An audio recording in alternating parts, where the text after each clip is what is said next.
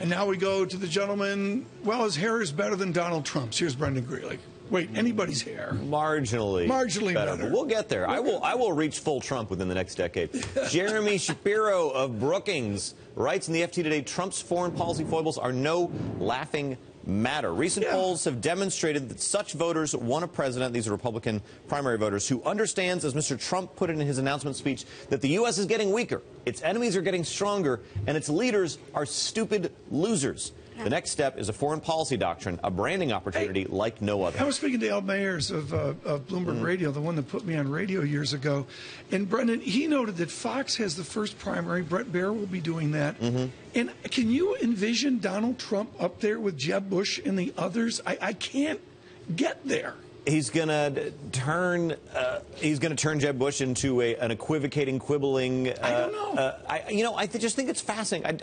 I liked this read, and the reason I liked it was it pointed out that what people want more than anything is some display of strength. So we can look at these plans and we can say, I think objectively that many of them are absurd. His solution for Iraq is to encircle it and then take the oil. I'm not sure exactly what his solution is. It doesn't sound plausible, but that doesn't matter. Plausibility is irrelevant. He wants strength. Let's bring this over to Michelle Meyer of Bank of America Merrill Lynch. I understand that your leadership will fire you on the spot if you quote directly on this, so I'm going to sidestep it. Be careful. Dr. Harris for being careful here. But within this, within the research of does politics matter to the markets?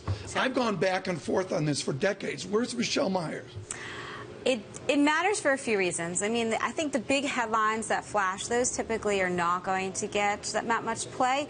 When it comes down to the substance, so if you're starting to talk about trade agreements, for example, you could see some FX implications. That does affect the markets? I think it does. I mean, the problem is that these are for market participants that are taking longer-term perspectives, right? So if you're in and out of trades, you're probably not going to be trading off a policy. But if you're talking about something that can fundamentally influence your trade flows, then it's going to impact maybe your 5-year call around. And that's your part of your optimism, you know, an improved optimism at your shop on economic growth. Yeah. Our expert business does better.